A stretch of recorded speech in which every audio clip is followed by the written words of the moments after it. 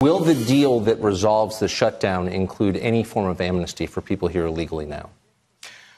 Well, our focus is on border security. Well, of course, but the Democrats' focus is on getting amnesty for people here illegally. Well, will you agree to that? What we've completely focused on is keeping the president's promise to build a wall, to pass legislation that provides other support for border security, that gives the people that are enforcing our laws at the border and across the country, enforcing our immigration laws, the resources and the tools that they need. There's a lot of people talking about a lot of different ideas. You know, frankly, the better part of a year ago, the president expressed a willingness to deal with the issue of dreamers in a compassionate way. So people who were brought here as children through no fault of their own.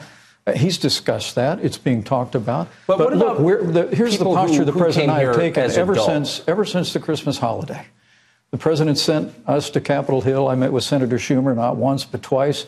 We engaged in good faith negotiations. The president and I canceled all of our Christmas vacation plans. We were here in Washington, D.C. Democrats broke off negotiations about a week ago, but the president's made it clear.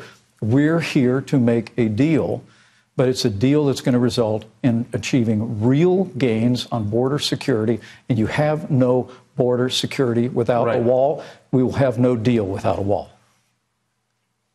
If the deal in the end includes allowing people who came here as adults intentionally to break our laws to become citizens, then wouldn't the message to the rest of us be, why should we obey the law if people who intentionally broke it are being rewarded for it? Can you see why that would be a perverse incentive for the rest of us? I absolutely can. And I've heard no discussion of that. I've heard no discussion of amnesty related to this. I heard some members of the Senate are talking about maybe including dreamers in some sort of a negotiated settlement. Right.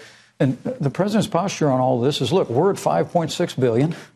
We have engaged in good faith negotiations. We've made offers. There's been no counter offers made. But again, we heard the Democrat leadership, the new Speaker of the House this morning, again said, no money for the wall. Well, the American people know walls work.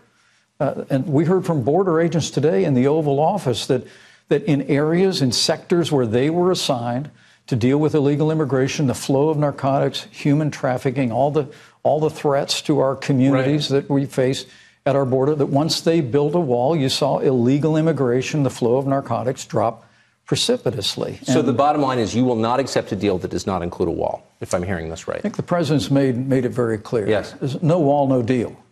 But look, we really are prepared to negotiate. We're prepared to talk. We're prepared to listen. And ultimately, it all begins with the facts. I mean, that's the reason why the president called the meeting in the Situation Room. We'll be meeting again tomorrow with Republican and Democrat leadership.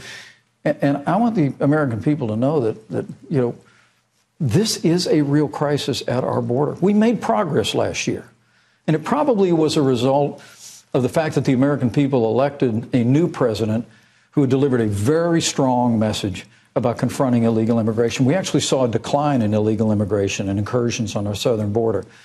But in the last 12 months, we've literally seen a dramatic increase in the number of people. 2,000 people a day apprehended at our border or found to be inadmissible trying to enter our country. I mean, that represents, as much as we were all troubled in recent weeks about the caravans moving north, and there's talks about more caravans, literally 2,000 people a day attempt to come into this country illegally by one means or another.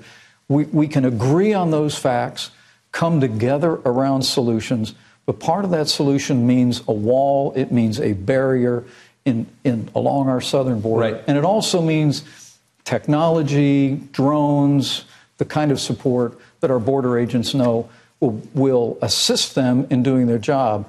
But bottom line, if there's no wall, there's no deal. The president the other day announced the withdrawal of the 2,000 American troops in Syria back to the United States. Nobody in Washington liked that, including some Republicans. Lindsey Graham said, probably not going to happen. There was a pause on that withdrawal. What is the state of that? Are those troops coming home, and if so, when? You know, President Trump, as commander-in-chief and as a candidate, made it clear that our number one priority would be destroying ISIS. The reality is we have defeated ISIS. We have defeated the caliphate.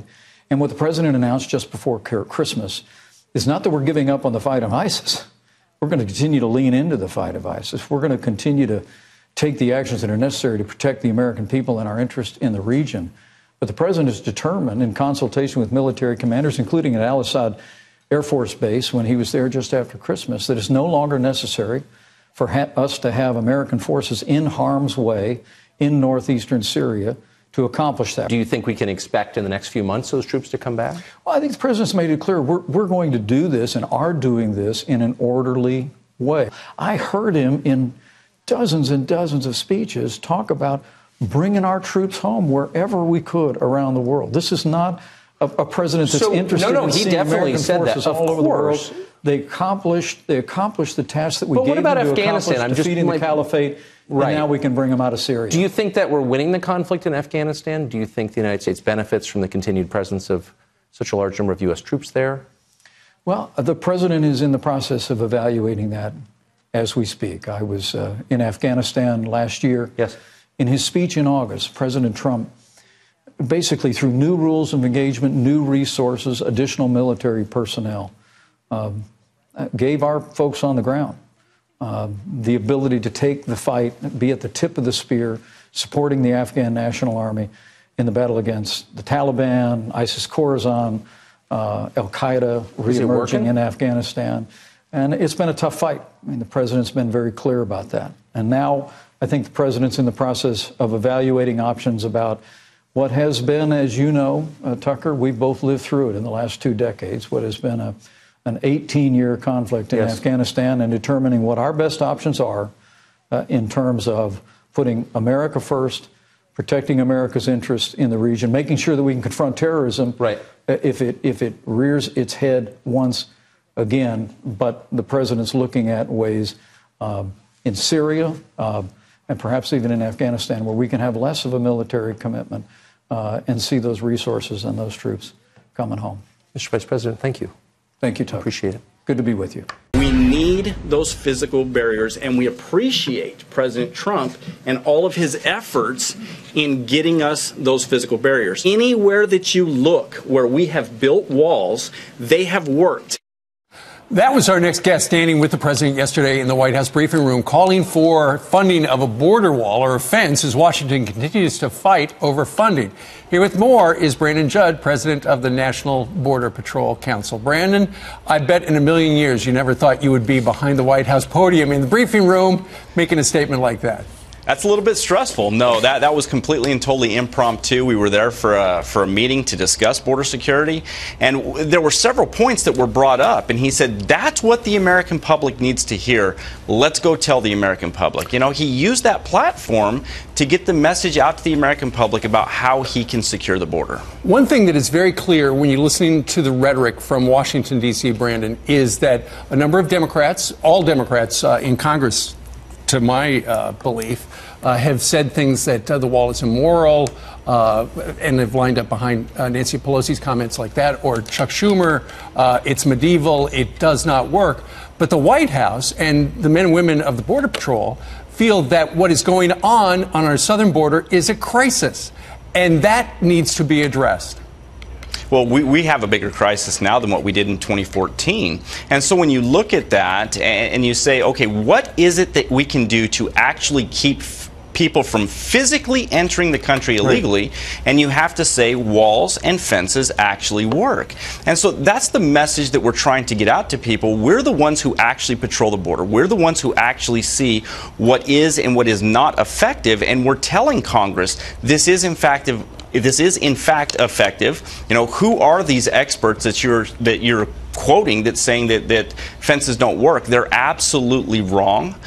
It's proven. We know it. Right. Brandon, I can't think of any time in the history of the Department of Homeland Security where frontline men and women like you went to the White House, then showed up to make public statements about how you needed a particular part of the legislation to be voted upon.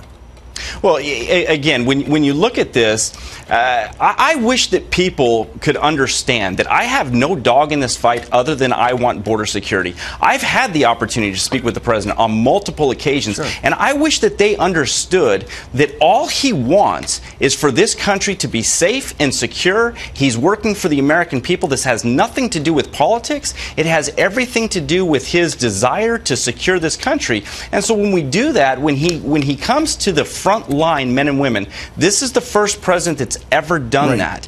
Most presidents, they talk to the theoretical knowledge, those that sit behind desks. This president has come to the front line, men and women, and they've told him this is exactly what we need and this is what works. And Brandon, this is not theoretical to you with the government shutdown. You're not getting paid, are you? I'm not. In fact, I worked Christmas morning. I didn't see my family when they woke up Christmas morning. Come Saturday of next week, I will not receive a paycheck. And even though I'm not going to receive a paycheck, I 100% support this shutdown because it's that important. The American public has spoken. They want border security, and the only way that we can get border security is if we put the proper measures in place, and the wall is part of that. Let's see what happens at that meeting at 11:30 this morning. Brandon Judd, thank you very much, sir. Thank you.